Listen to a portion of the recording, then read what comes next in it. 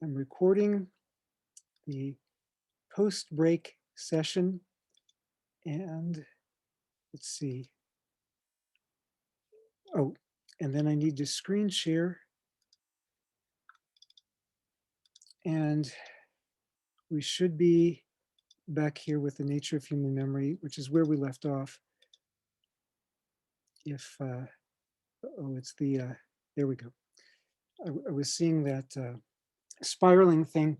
Somebody once said that if you really want to write something that'll be read, not just by a handful of scholars or something like that, but you want to write something that will be read by millions of people and will provoke a strong emotional reaction. Write error messages for Microsoft. Anyway, the nature of human memory, yes, we do forget more than we remember, but we remember key events significant to us, especially the gist of those events. Well, of the events significant to us, after 5 years, we remember maybe half of them. So this is talking about event memory at this point rather than information memory. I still use plenty of things I learned in elementary school for that matter, but this is event memory. So um, like what people remembered of their experience with Jesus. Now, probably that means that of things that are really significant to you right now, 5 years from now, half of them you won't even remember.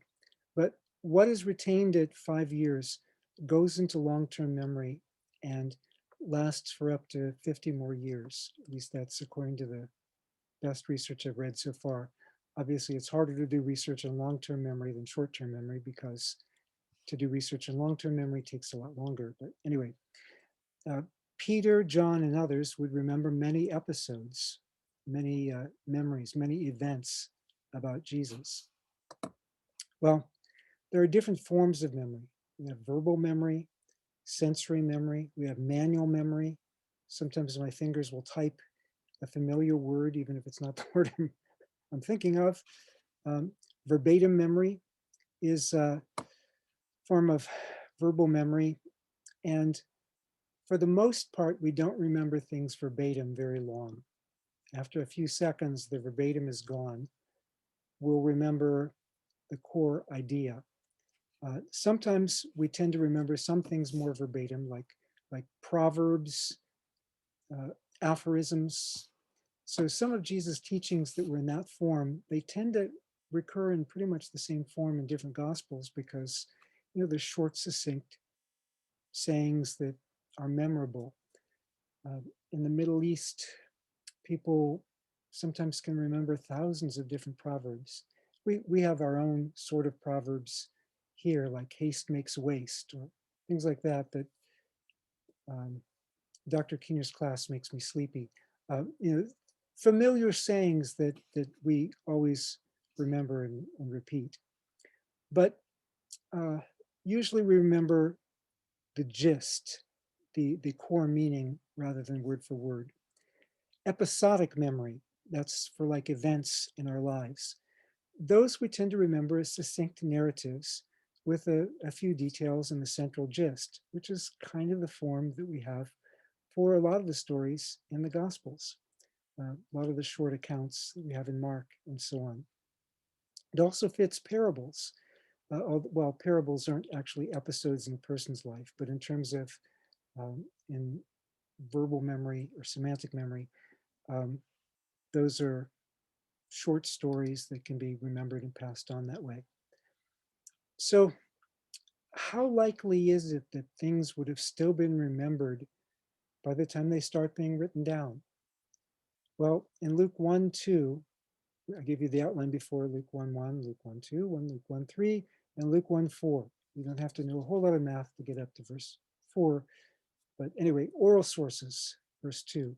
Just as they were handed down to us by those who from the first were eyewitnesses and servants of the word.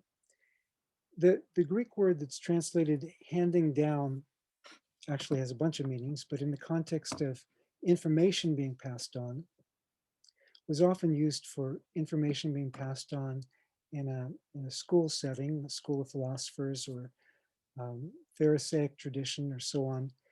And it could be pretty accurate oral tradition. Now, oral historians often make a distinction between oral history and oral tradition. Uh, Oral history being within living memory, oral tradition being after that. I'm not making that distinction at this point because in New Testament studies, we often obscure that distinction anyway. So talking about traditioning, just the passing on of information. How accurate could that be? Well, I like to give an example of a neighbor of mine who she passed away a few years ago, but Anna Gulick. Now, Anna actually attended Asbury Seminary, and she was a French professor at Asbury University, like my wife is now. But Anna was about 96 when she passed away. And Anna remembered a lot of things going back many generations. By the way, this is Anna, and this is Anna. This is my wife and me, but this is a dog. And I have the dog here merely because I said oral sources, and I needed a picture of a mouth to communicate oral, and I prefer pictures I can get free. I don't have to pay for, and that one was free. So that's why it's there. Anyway, so uh, oral memory. But Anna Gulick had really strong memory. Um, she remembered stories that had been told going back to the early 1900s. She was born in 1918. She's the one I mentioned, one of the ones that I knew. And Anna says that when she was a girl, they didn't have a radio in her family. They didn't have obviously television. They didn't have computer yet. What they did, they didn't have air conditioning either. So they sat out in the front porch and they would pass on stories, family stories that have been told over and over again for generations. And she told us a lot of really informative stuff about the 1800s, certain family traditions there, and back into the 1700s.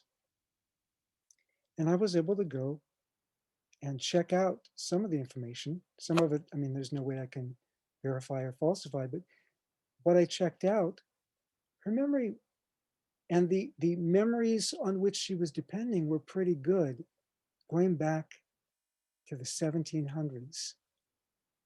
So sources can be passed on fairly accurately. Now today, we don't, we have kind of a corporate memory, but we don't have to download it. It's on Google.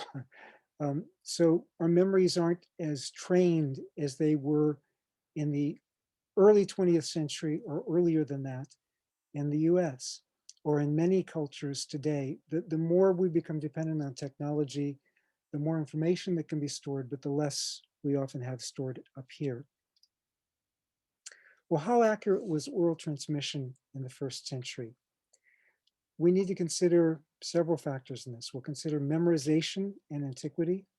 We'll consider notes and sayings collections. In the Gospels, there's also evidence for Aramaic rhythm, even though the Gospels as we have them are written in Greek, and the prominence of eyewitnesses in the church. I'm going to spend most of the time on this first point, memorization and memory in antiquity. The exclusively oral period, that is the period before anything was written down, the maximum until would be until Mark was written. We say Mark is the first gospel. We don't know that for a fact, but Mark is the first gospel we know of uh, in terms of a full work. Q is probably earlier than Mark, but in any case, both of them are within living memory. So things start being written down within living memory. However, what do we know about the oral period before we know things for sure were being written down? Ancient Mediterranean memory in general. Storytellers could recite stories that would be hours in length and sometimes not miss a beat. That doesn't mean that it was always exactly word for word, but I mean, they knew how the story went, even if it was hours long. Orators, actually, let me just make sure I have, yes, I do. I'm going to go into more detail. This is another outline of what I'm about to cover, an outline within the outline. Um, Orators could memorize their speeches, that again could be like an hour in length. That was one of the 5 basic tasks of oratory, was to learn their speech by heart so they wouldn't have to cheat and look at their notes. I did that with my senior chapel sermon when I was an undergraduate, but uh, I don't always do it. Like, I remember a lot of my course material because I've taught it so many times, but I am cheating. I am looking at the PowerPoint. But anyway, elementary education, if you had any education at all, not everybody had any level of education, but if you had any at all, it emphasized memorization. You would memorize sayings of famous teachers. Now, at a more advanced level for disciples of teachers, their primary responsibility was to be able to learn what their teacher taught them. And then they would, if they became teachers, they would pass that on to their own disciples. The uh, I'm going to give you an example of that a little bit later with the Pythagoreans, and they would learn deeds as well as sayings.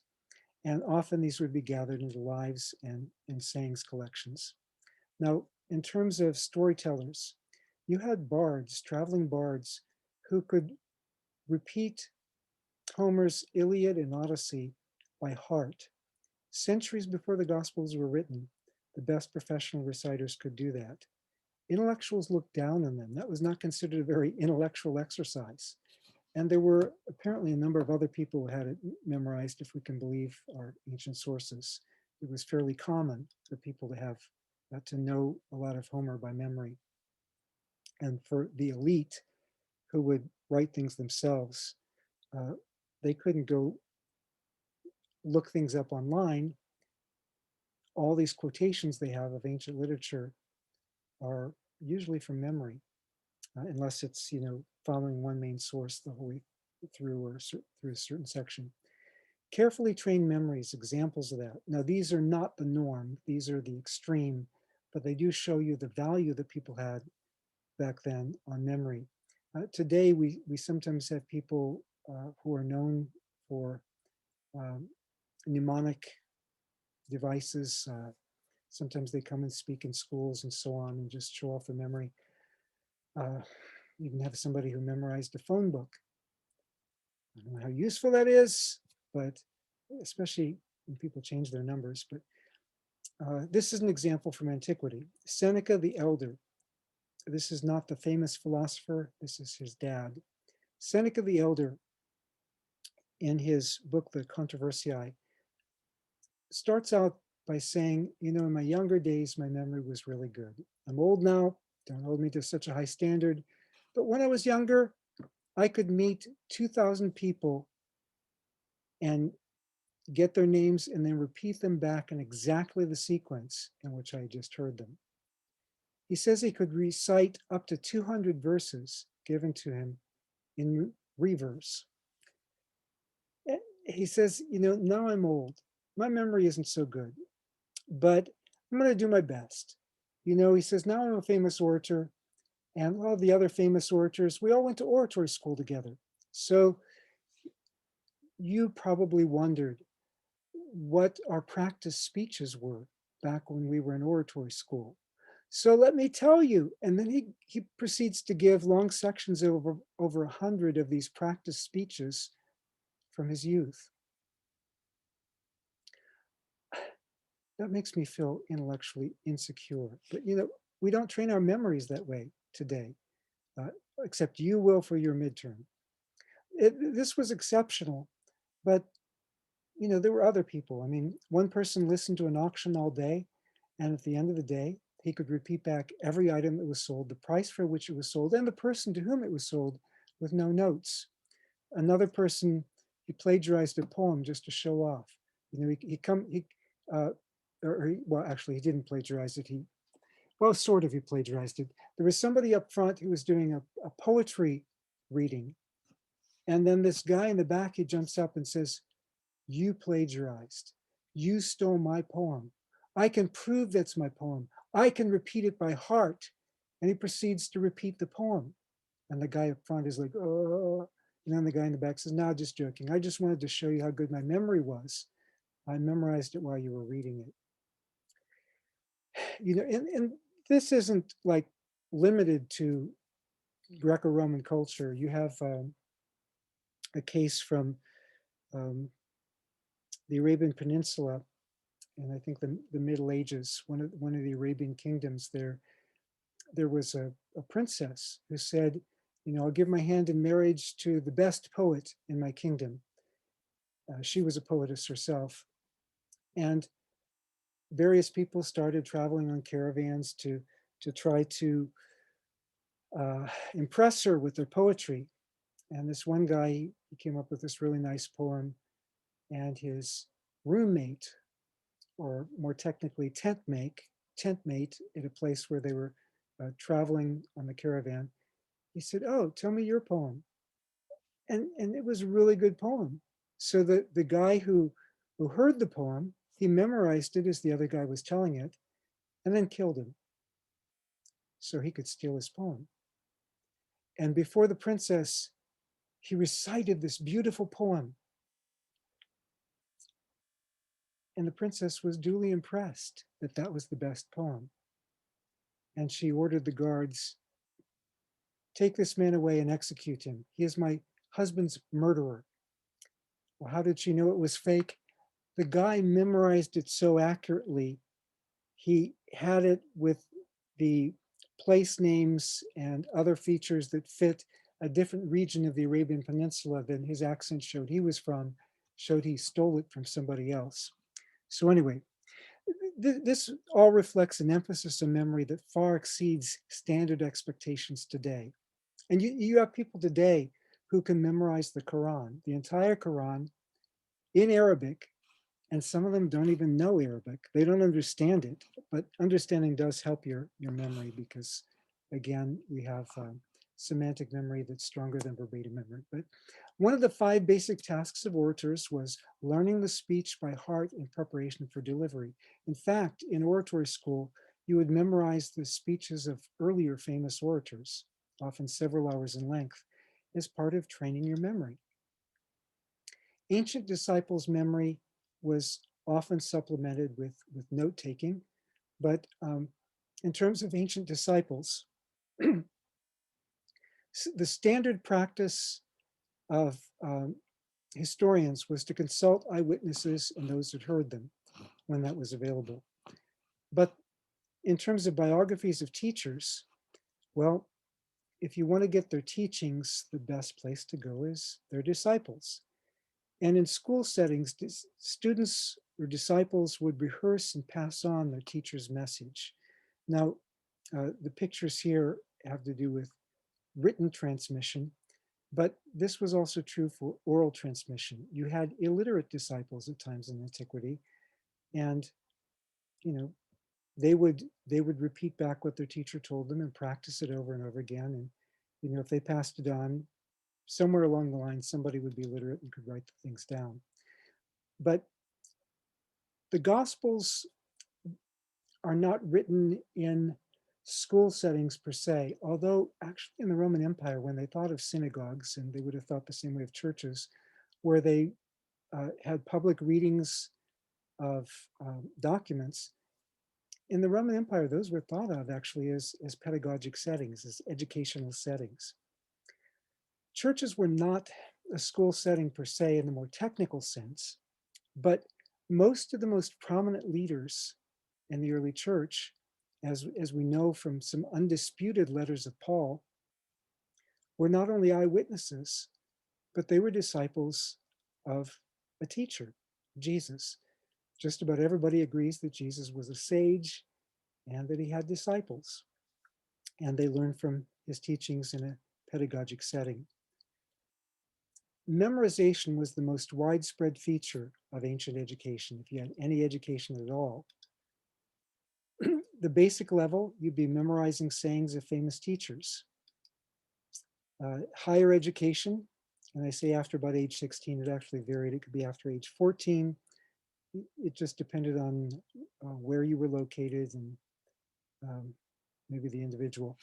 But for advanced education, again, there would be a lot of memorization. Um, there'd be more paraphrase, but again, they're memorizing model speeches and so on. In the philosophic schools, sayings attributed to founders of Greek schools were transmitted by members of each school from one generation to the next. This was encouraged by the founders of the schools themselves, and the founders' teachings often became canonical for their communities. They used some of the same methods for memorization that we can use today, spaced practice, not meaning being spacey, but spacing, testing yourself periodically, not just cramming at the last minute, and repetition, repeating it to yourself, going over it. Lucian, a satirist writing in the 2nd century, talks of a philosophic student who was rehearsing each of the points of the previous day's lectures in his mind. This was a special emphasis among the Pythagoreans. This is a picture of Pythagoras, by the way. Special emphasis among the Pythagoreans, where it is said, now, again, when I say it is said, that doesn't mean I'm saying it literally was this far, but this was the ideal that they espoused in any case. It is said that Pythagoreans were not allowed to get out of bed in the morning until they could repeat back everything that their teacher taught them the day before. I am not a morning person, but tomorrow morning, Keldy is going to examine all of you on this lecture. They also memorized deeds as well as sayings. They would memorize teaching. And when I say memorize, that doesn't, again, mean verbatim, but they'd memorize the substance of it. And also, they would study and emulate their teacher's behavior. So they could transmit it. They could even use it as legal precedent. Well, such and such a rabbi did this, must not be against the Torah. There's one story of a rabbi who was getting ready to make love to his wife, found a disciple under his bed, whereupon he said, "What are you doing under my bed?" The disciple replied, "It is said we must learn everything from the example of our teacher." To which the rabbi replied, "You flunk. If I ever find any of you under my bed, you'll be in big trouble." But communal memory. Some people have compared the passing on of memories to the telephone game. Like, I usually illustrate this when we're actually meeting in person. If I would say something to one person in the front of the class quietly, and then they would have to whisper it to the other person, and then it would get around. By the time it gets to the last person, somebody's going to have messed it up. Probably Keldy right now. Just joking, Keldy, just joking. I need to be careful. She could let the air out of my tires.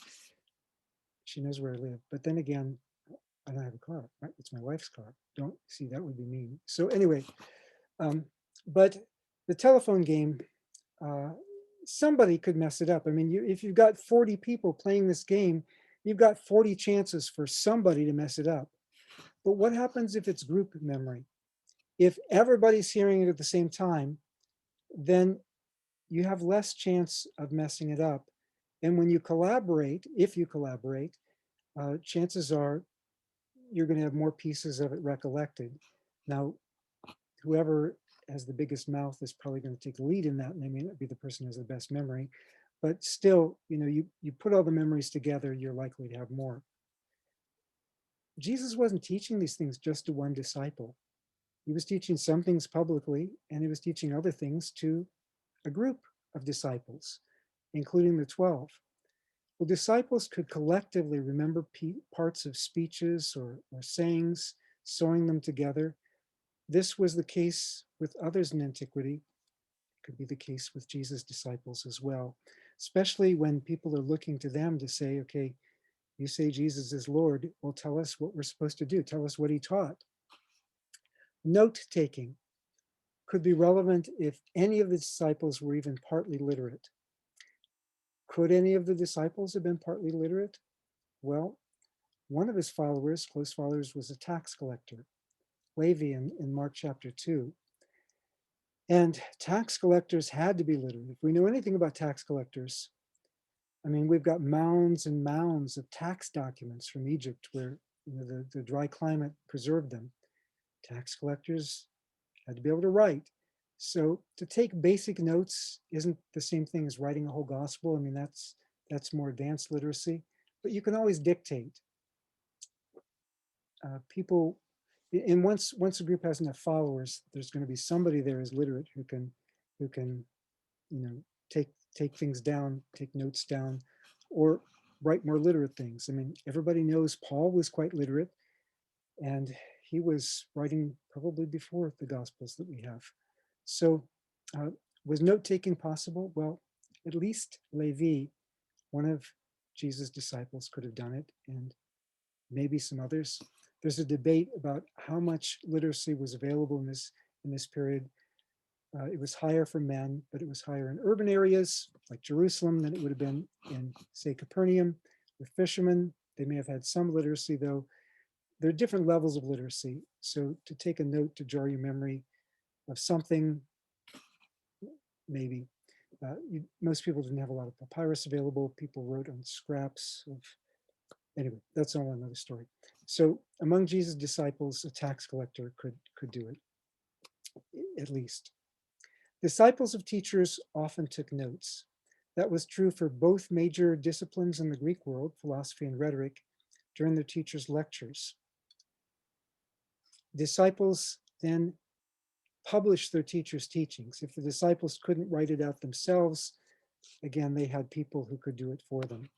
Many teachers left the matter of publication to their followers. Student note takers sometimes published these as early as the 5th century BC. So this had been going on for half a millennium before Jesus' day. This was true in both philosophy and rhetoric. Arian, a disciple of well, I'm going to skip that one for the sake of time. Let me go on to Quintilian.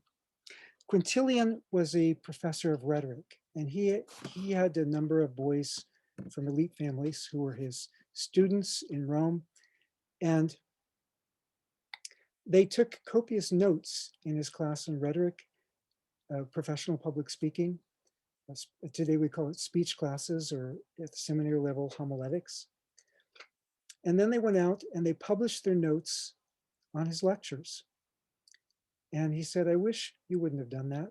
I wish you would have told me first. I would have corrected certain infelicities of grammar. But yeah, they got right pretty much what I said. So I'm just issuing this new edition where I've corrected those infelicities and filling it out more fully. So their notes were pretty good. Jewish disciples in Judea, as opposed to, say, Alexandria, Philo's students or something, but Judean and Galilean teachers' disciples probably took fewer notes, emphasizing orality even more, but they may have taken some notes, it's been argued. Among Jesus' Jewish disciples, Jewish education centered on the memorization of the Torah. Boys were normally raised to be able to recite the Torah. It's not limited to the circle of later rabbis. Josephus, writing in the 1st century, tells us that this was the standard practice of Jewish education. Now, rabbis did expect their students to memorize their teachings by laborious repetition. And again, when I say memorize, it doesn't mean verbatim, but the substance of them. And there's a saying where one rabbi says about his student was like a cistern, a water tank that never lost a single drop of water. Some people complain, well, the rabbinic evidence is too late because, they did it orally, so it got written down later. But it's probably not just a coincidence that it matches all of our 1st century evidence. But if you don't want to use the later evidence, we still have plenty of evidence from the 1st century, some of which I've been giving so far. I mean, it was standard in education, and that includes in Jewish education, including oral Jewish education. And actually, we have it in the centuries following, where monks in monasteries, they would memorize entire books of the Bible. They'd memorize Psalms, they'd memorize a lot of things. and because they would often have to be the ones who would teach. So, what should we expect of Jesus' disciples? If this was the standard practice among ancient disciples, shouldn't our ordinary expectation be that when we read about Jesus' disciples, that they would do what disciples were supposed to do? Namely, they would try to remember what Jesus taught them, and they would try to pass that information on, especially if they're telling people that Jesus is Lord. Why would we expect Jesus' disciples to be less reliable than those of other teachers? And why would we expect biographies about Jesus written within living memory to be less reliable than other ancient biographies about fairly recent figures? Sometimes people say that we as Christians have a bias towards the Bible. I'm wondering if some of the people who argue against the Bible have a bias against the Bible. That is, if these were ancient documents that didn't have to do with the world religion, if they thought of Jesus the same way they thought of Socrates, maybe they would take it more seriously that these actually recall the substance of Jesus' teachings. Now, I've been on both sides of this. I was converted from atheism. So, yeah, I have a Christian bias. I mean, I had an anti-Christian bias before, and actually it wasn't, you can be an atheist without having an anti-Christian bias necessarily, but I had an anti-Christian bias. But this is where I think the evidence really points. This is my view. Um, may not get me ahead in certain scholarly circles, but it's my honest view. W.D. Davies, who taught at Duke a generation before I got there, I met him in the hallway once, but he pointed out in his New Testament introduction that probably only a single lifespan separates Jesus from the last New Testament document. And that's a long lifespan by ancient standards. But the tradition in the Gospels, it's not strictly a folk tradition. What form critics like Bultmann were doing, they were saying, okay, this stuff was passed on the way folk traditions were passed on in Russian and German folk tales. A couple of problems. One is these aren't, I mean, you can call them folk tradition, but these are not, um, these are stories about a real person, whereas a lot of those folk stories were not meant to be that. But the other difference, a big difference, is those were stories often passed on for centuries. Here we're talking about within living memory, within a generation or two. There are some distinctively early traits that remain in the Gospels. The extant Gospels are written in Greek. Biography was a diaspora genre more than the Judean and Galilean one. And yet we have distinctively Judean and Galilean traditions in the Gospels. We have Aramaic figures of speech, even though it's written in Greek. You know, often you try to put those in conventional Greek. I mean, if I'm translating a Bible passage, I'm going to try to put it in ordinary English. If it uses a Greek figure of speech, I'll probably try to put it with an English figure of speech rather than a Greek figure of speech, just to make it easier for people to understand. It depends on what kind of translation I'm doing. But, so it's not surprising the Gospels being written in Greek are often going to have, have it with Greek idioms or uh, Greek ways of putting it. But especially in the sayings of Jesus, we have a lot of Aramaic figures of speech coming through the Greek. Um, to give an example, if I say I have a frog in my throat, you may understand what that means. If I say I have a cat in my throat, you may not understand that. But if I were speaking French, yeah, that's what I would say.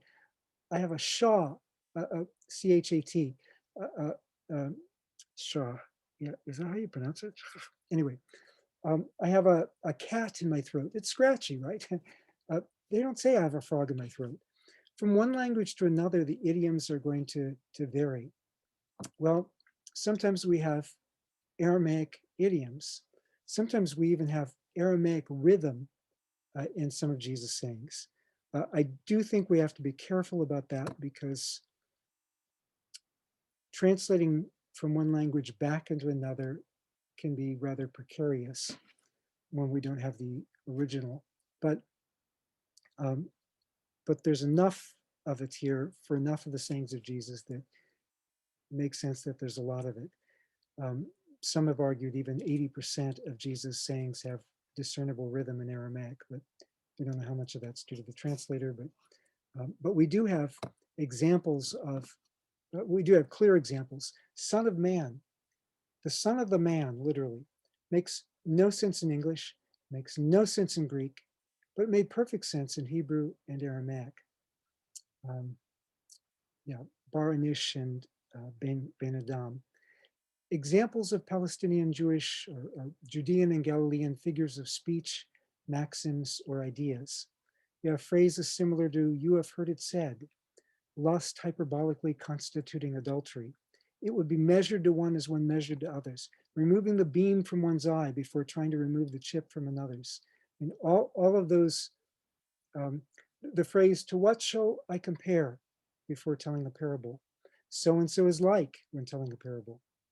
Um, Parables usually had interpretations, contrary to what some scholars have said. They've said, and actually even Jeremias got this wrong.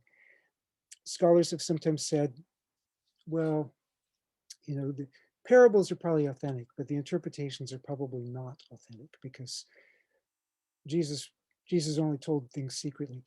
If you study ancient Jewish parables, scholars, Jewish scholars on Jewish parables from antiquity point out that quite often they have interpretations that go with them.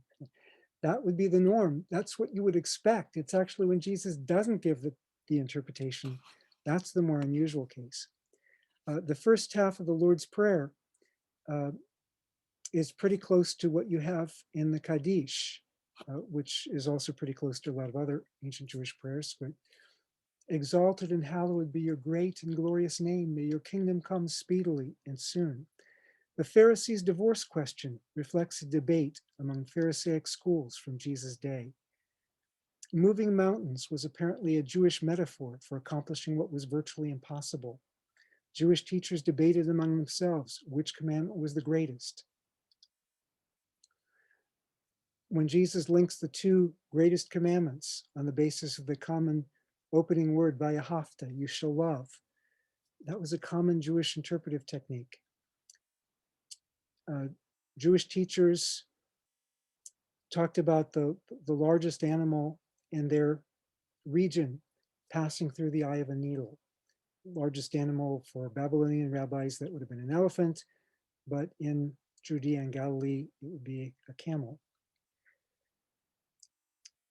In Jesus' generation, you find this in Mishnah Gittin 9, Jesus' generation, Pharisees debated about whether you purify the inside of the cup or the outside of the cup first. The two schools of Pharisees debating about that.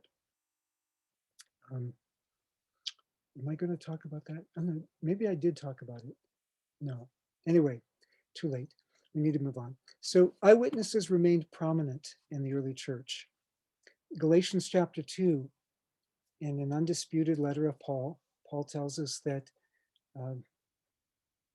he's talking about something that already happened, so it's a little bit earlier than he's writing. I usually date Galatians in the early 50s. Some people date it as early as 49, but eyewitnesses remain prominent in the early church. We find out that the top leaders in the early church, Paul elsewhere mentions the 12, but here he mentions the very top leaders, Peter and John, whom we know to have been Jesus' disciples, and also James, the brother of Jesus. So, some of the infancy stories about Jesus could be passed on in circles like that, since presumably James knew Jesus' mom.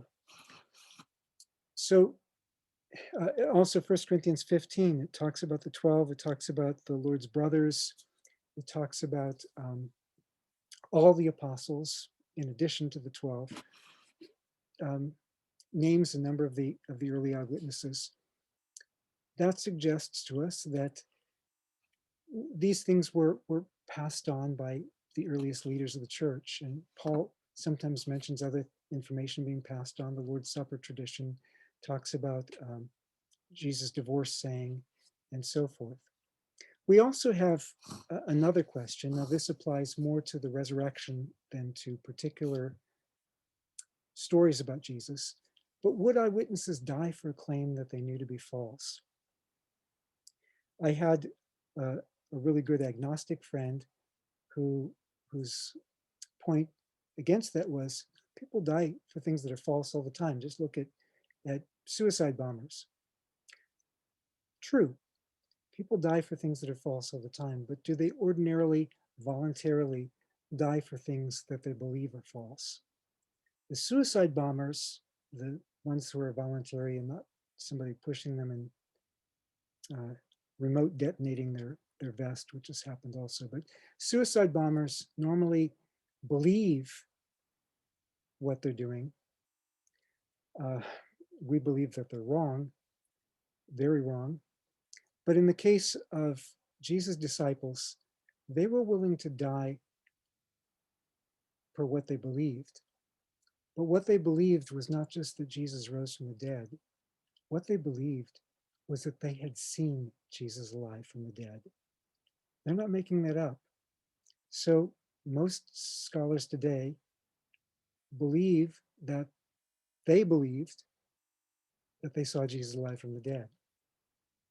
How is that explained? Well, more skeptical scholars say it's hallucination, but we don't have normally records of mass hallucinations where a lot of people are hallucinating the same thing at the same time. Paul speaks of up to 500 at once, uh, and others seeing him on other occasions. That's pretty hard to mass hallucinate. I mean, you may all be tripping out on LSD, but you're not going to all hallucinate the same thing, even if you're all listening to the same Led Zeppelin, whatever. Um, the Gospels cite women's testimony to the resurrection, despite the prejudice against women's testimony in antiquity. Now, you find some of that prejudice reported in some of the rabbis, later rabbis, but they are not nearly as harsh as Josephus, writing in the first century, is. And Philo, also a first century Jewish writer, and Roman law also has this in Justinian's code. But Josephus, writing in the first century, says that the law forbids the testimony of women because of the levity and temerity of their gender. Please don't be offended. This is not my view, but I don't think it was God's view in the Gospels. I mean, the women were, all four Gospels agree that women were the first witnesses of that Jesus was risen. Despite, it's not something people would make up. That's criterion of embarrassment stuff. Also, so we've done Luke verses 1 and 2 of chapter 1. Now we're doing Luke chapter 1, verse 3. Luke also carefully investigated or had thorough knowledge. Now, this was the Hellenistic historical ideal. You would interview eyewitnesses and so on. Eastern Mediterranean historical ideal. Or even better, you had your own thorough acquaintance with it. Well, when could Luke have investigated or participated in some of it?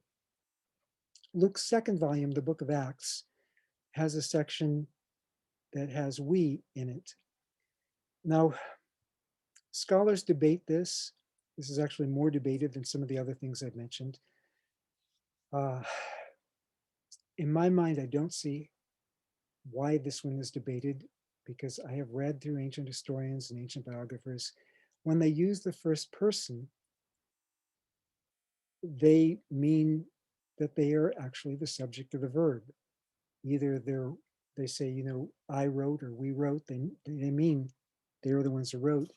Or when they say I was there, that means they were there. That's what it means everywhere else, pretty much in ancient historical literature.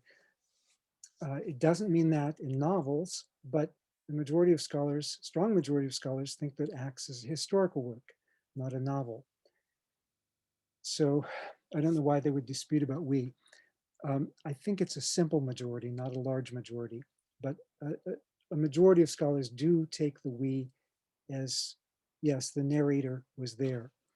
And a majority of us who believe the narrator was there also believe that the narrator was the author. But some claim that it's just a fictitious literary device. Unfortunately, that literary device is nowhere else attested in the ancient world. Some claim it's left over from a travel journal. It may be from a travel journal, but whose travel journal was it? I mean, again, Luke chapter 1, verse 2, Luke had a lot of eyewitness material available to him. He doesn't keep I or we anywhere else. He only keeps it at this source.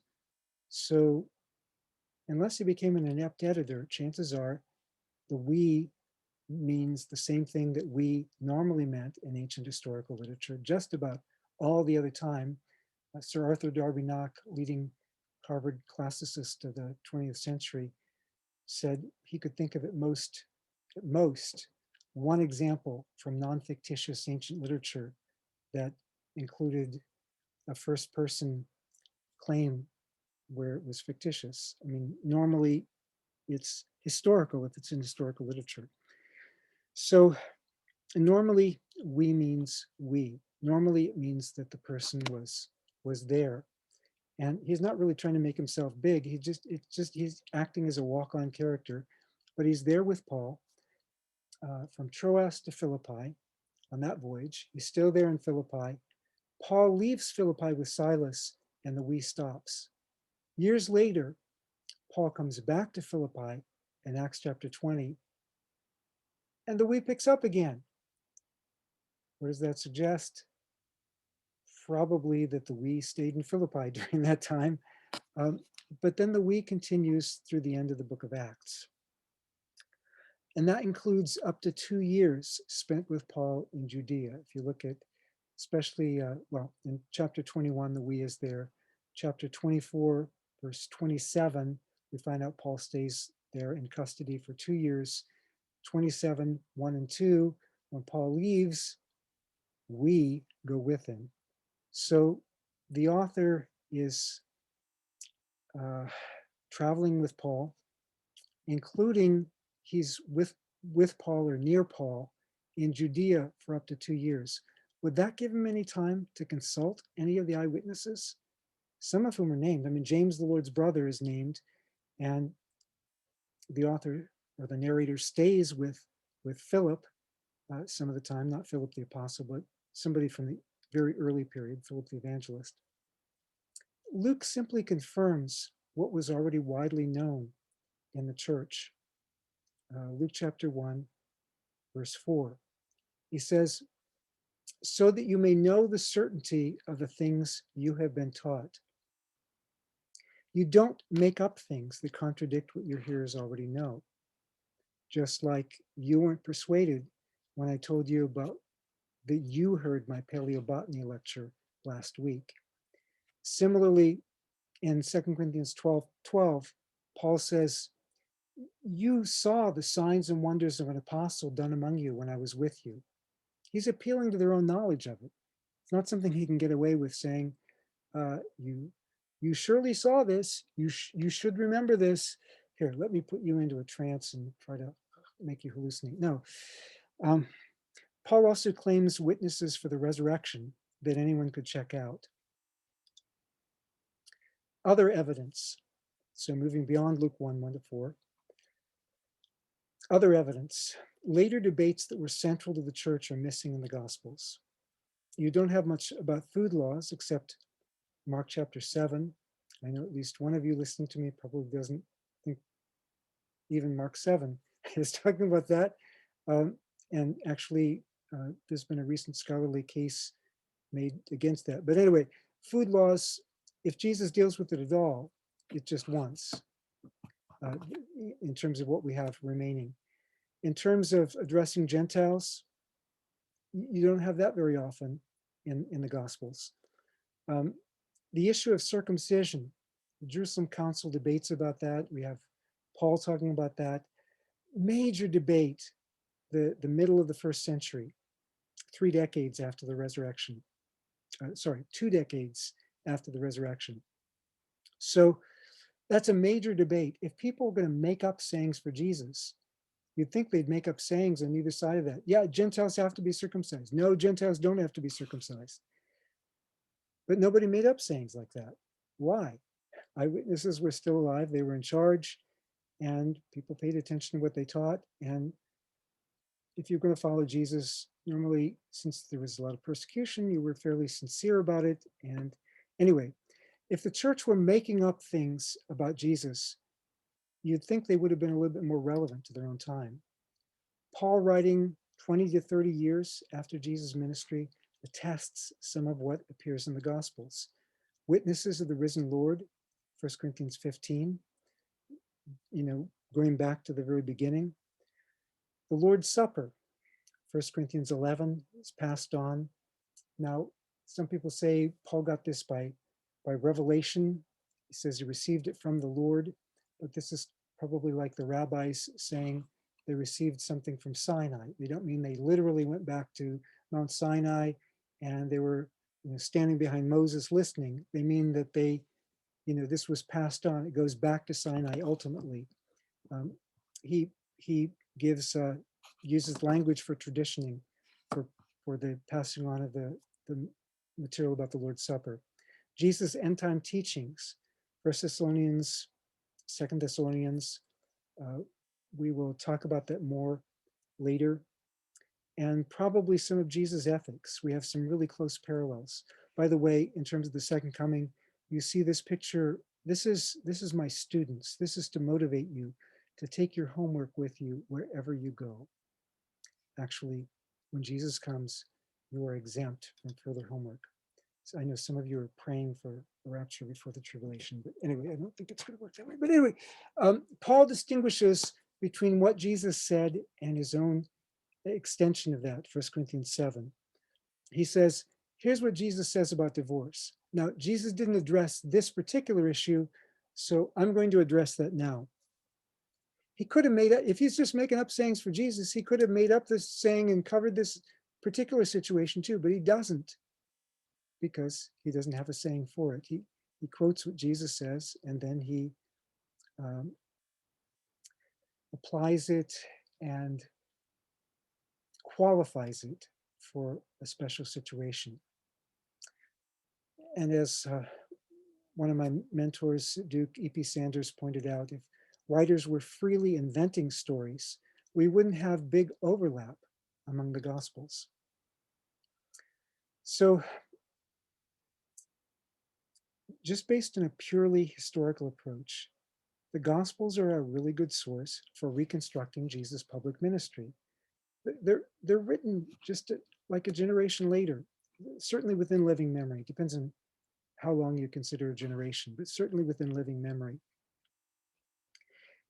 If today, let's say, if we didn't have videos and all that, but if today there was a new religious movement or a new philosophic movement, and it was started by one teacher, and let's say for a couple decades nobody wrote anything down. You want to find out what happened? Well, after a while, you have people start writing things down. What are they going to do if they want to tell you about what this person taught? They're going to interview the witnesses, especially if those are now the leaders of the movement. And within living memory of those things being written down, actually, within living memory of the Gospels being written in the early second century, we have traditions that say that's exactly what happened. It was, they got this from the eyewitnesses. Also, if we had a movement today like that, and somebody starts writing these things down 4 decades after the event, well, if we want to know about how the movement started, where are we going to look?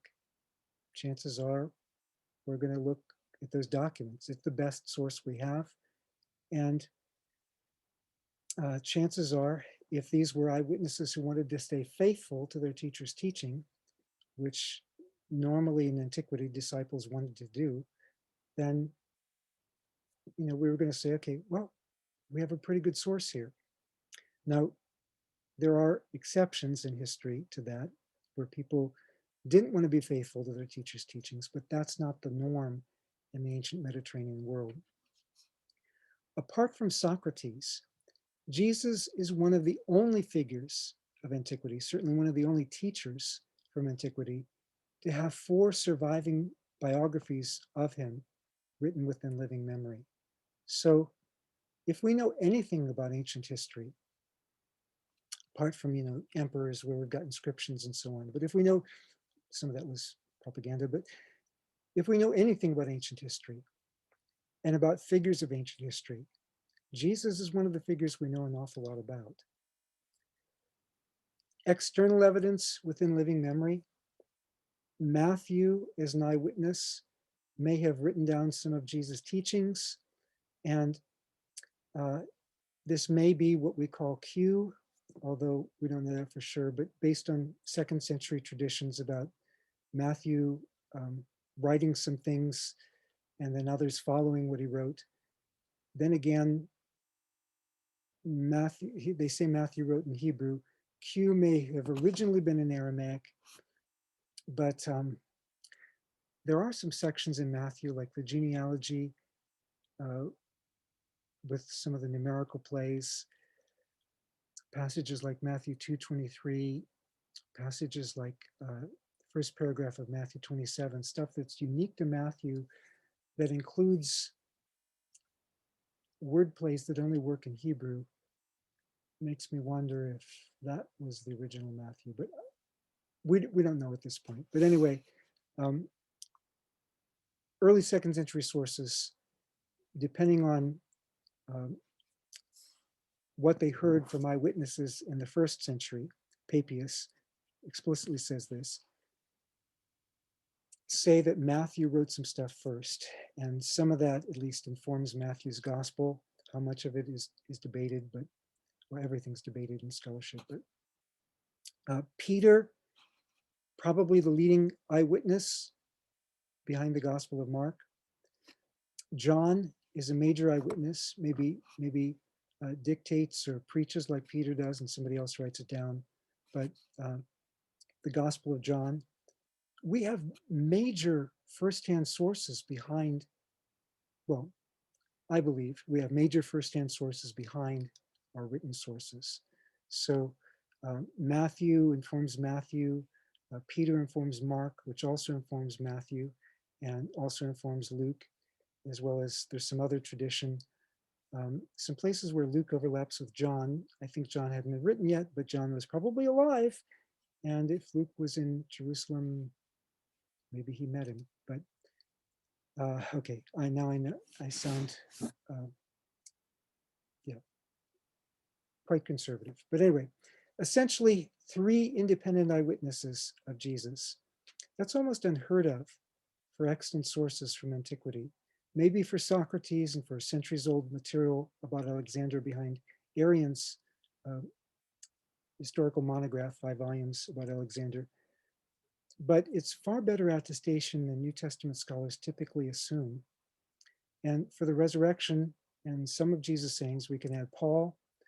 We have some sayings of Jesus that are in Matthew that are also echoed in James. So we have a number of different sources. Now, testing differences among the Gospels.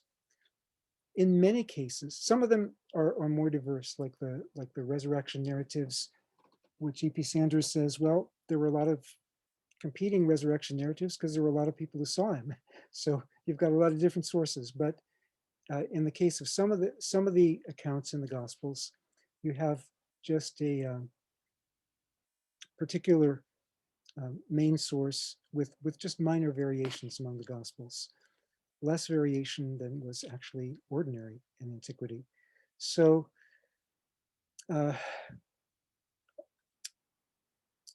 yeah, so the man with the withered hand who gets healed, you have some differences. For example, maybe it's on the next slide where it says right hand. Yes. Oh, Matthew adds some material here that he's not going to use elsewhere, that may have circulated independently. It parallels something that we have in Luke in different passages. But the fact that it does parallel reminds us that Matthew isn't making it up. People could rearrange things, but they were silent. Okay, that's not followed by the other ones. And stretch out your hand. He stretched it out. His hand was restored. Actually, it was in the earlier, the earlier slide. Sorry, the earlier slide. Uh, Luke mentions, yes, here it is. A man was there whose right hand was withered. Now, Mark doesn't mention that. Does Luke have additional information to know that it's the right hand? Or is does Luke have reason to infer it? Or is Luke guessing? Well, this is the kind of minor variation, again, that ancient ancient readers wouldn't think about that much. It's a single word in Greek, and he may be he's just substituting it for another word in Greek. And if we're going from memory, we often will, report things the way we visualize them. That is an extremely minor detail. A lot of the differences that you'll find are minor like that, and not they don't change the story at all. You don't have well, yeah, you have some examples that are more extreme, but most examples are fairly minor. And I'm not going to go through all these; those are just samples. But sample introductory tidbits in the Gospels, with a little bit of time we had left. Some people say that Jesus would not have foreknown his death, would not have foreknown his passion, and therefore all the passion predictions must be inauthentic. But look, Jesus is on his way to Jerusalem. He gets there, he overturns the tables in the temple. That directly challenges the honor of the people who run the temple establishment, namely the high priest, the aristocratic priests. And therefore, the way things were done back then, Jesus didn't just foreknow his death, he deliberately provoked it. You can't go in there and overturn the tables and then either not raise an army or get out of town really fast and not expect to get executed. Joshua ben Ananiah, a generation later, according to Josephus's Jewish War, book 6, paragraphs 300 and following, Joshua ben Ananiah goes to the streets saying, "Woe to the temple," proclaiming judgment on the temple, judgment on the city. And he doesn't even overturn tables in the temple, but he's handed over to uh, the high priests, who hand him over to the Roman governor, want him executed. He's beaten, Josephus says, until his bones showed. And then he's set free because he didn't have a following and he was thought to be insane. Jesus of Nazareth wasn't thought to be insane, and he did have a big following. So he was a threat potentially to the establishment, and they did him in. Jesus' resurrection. We have hundreds of witnesses reported, sometimes many on a single occasion. Their credibility is shown that they were prepared to die for their testimony. We don't have anybody retracting it, which is quite different from, say, with the Book of Mormon. You have witnesses, women as the first witnesses, and this was unanimous. I mean, they debated a lot of things in the early Christian movement, like circumcising Gentiles. But Jesus' resurrection was not debated from the beginning. It was something where there's a unanimous consensus in the movement. The Last Supper is attested, again, not only in the Synoptic Gospels, but also in Paul. It includes Aramaic kinds of wording, allusions to Passover. Some of the things, even right before that, the use of Psalm 118, which was part of the Passover Hallel, quoted in the Gospels in that context. But the Last Supper shows the purpose of Jesus' death. He says it was for our sins. So some of these major details, fundamental in terms of our faith, are pretty well attested. And you probably don't need all this. And given the amount of time left, I'm not going to cover all this. You've probably seen enough about it. Uh, but, oh yeah, that Jesus refused the myrrhed wine in Mark, or the wine with gall in Matthew. Sometimes myrrh is thought to have a soporific effect, but especially the wine. I mean, we know from Proverbs, we also know from other experience, wine has been used for a long time as a painkiller. Jesus refused for the sake of his disciples, our ancient predecessors, who abandoned him. One of them denied him, one of them betrayed him, who went to sleep on him when he needed them most. Jesus refused to drink painkiller because he came to embrace our pain, and he chose to embrace it to the full. Well, I think these slides go on to talk about John the Baptist. Maybe I'll pick up with that some next week. But also I'm going to pick up with miracles, because people, one of the main objections to the Gospels, like I was in a seminar, a scholarly seminar, where I was talking about the Gospels as biographies, and they said that's different if you talk about emperors or other sages. The Gospels include miracles, and we know that miracles don't happen. Do we know that? Next week, we will begin to explore that issue. So if someone would, oops, oh, if someone would like to close us in prayer, I'm going to stop